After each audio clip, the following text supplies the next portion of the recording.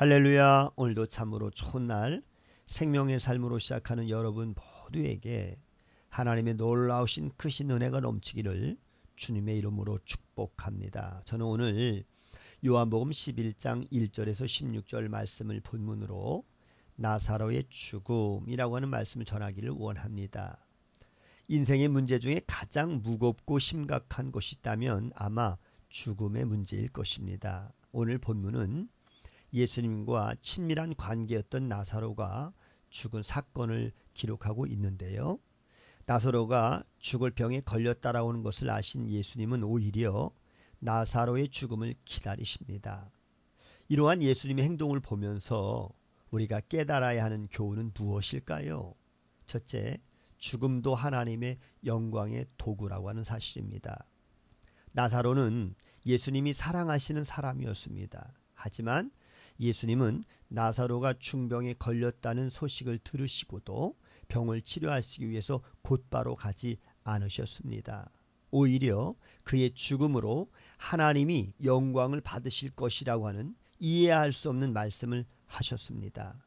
그 후로 이틀이나 더 계신 곳에 머무셨습니다. 예수님은 왜 이틀 동안 그곳에 머무시면서 나사로의 죽음을 기다리셨을까요?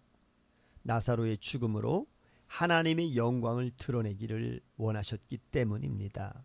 성도에게는 죽음이 끝이 아닙니다. 만약 죽음이 끝이라면 성도야말로 가장 어리석고 불쌍한 사람들입니다. 하지만 성도의 죽음 이후에는 영광스러운 부활이 있기에 성도는 죽음으로도 하나님의 영광을 드러낼 수 있습니다. 사도 요한의 제자인 순교의 제물이 되었던 폴리갑은 그러한 영광스러운 죽음을 잘 보여주고 있습니다. 그는 로마 황제를 주로 고백하지 않는다라고 하는 이유로 사형 선고를 받았습니다. 그러나 폴리갑은 죽음 앞에서도 자신은 오직 예수님만을 주로 섬긴다라고 당당하게 외쳤습니다. 그리고 처형당하는 순간에도 감사의 기도를 드렸습니다. 성령 안에서 영과 육이 영광스러운 부활에 참여하게 된 것을 감사한 것이지요. 성도는 죽음 앞에서도 당당할 수 있습니다. 육신은 쇠약해지지만 영생으로 부활할 것이기 때문입니다. 성도는 사나 죽으나 죽으나 사나 주님의 영광을 위하는 사람들입니다. 그래서 죽음 앞에서도 담대할 수가 있습니다. 두 번째, 하나님의 때를 기다려야 함입니다. 이틀을 기다리신 예수님은 드디어 나사로가 있는 곳을 향해서 발걸음을 옮기십니다. 예수님이 이틀을 기다리신 이유는 무엇일까요? 하나님의 때를 기다리신 것입니다. 예수님의 모든 사역 가운데 하나님이 항상 함께 하셨습니다. 하나님은 당신의 영광을 드러내실 때를 아들에게 알리셨고요. 주님은 그 때에 맞춰서 행동하셨습니다. 우리가 믿음으로 살아가는데 실패하는 이유 가운데 하나는 하나님의 때를 기다리지 못하기 때문입니다.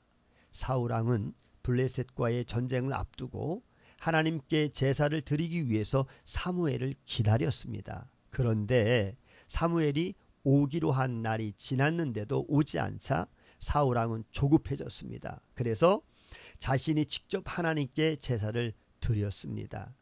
하나님의 때를 기다리는 것은 하나님의 주권에 대한 믿음과 밀접한 관계가 있습니다. 그런 이유로 하나님은 때를 기다리도록 우리를 훈련시키십니다. 우리는 하나님께 여러 가지 문제로 기도합니다. 그런데 우리가 기도한 것들 중에는 우리의 급한 마음과는 상관없이 더디게 응답되는 일들이 있습니다. 그때 우리는 예수님의 이 기다림을 묵상해야 합니다. 하나님의 아들이신 예수님도 하나님의 때를 기다리셨다면 우리는 당연히 믿음으로 그 때를 기다릴 수 있어야 합니다. 하나님은 가장 합당한 순간에 당신의 능력을 드러내시고 우리를 만족시켜 주실 것입니다. 예수님은 하나님의 주권에 대한 신뢰가 있었기 때문에 하나님의 일하실 때를 잠잠히 기다리실 수 있었습니다. 이 기다림의 결과 예수님은 죽음을 부활로 바꾸시는 하나님의 놀라우신 일들을 이루셨습니다. 혹시 중요한 일을 두고 기도하시면서 하나님의 응답을 기다리고 있다면 신실하신 하나님에 대한 믿음을 가지시기를 바랍니다. 하나님은 최선의 때에 능력을 보이셔서 우리의 기다림을 기쁨으로 바꾸어 주실 것입니다. 오늘도 복된 날 주님과 동행하는, 그래서 승리하는 여러분 모두가 되시기를 주님의 이름으로 축복합니다. 샬롬.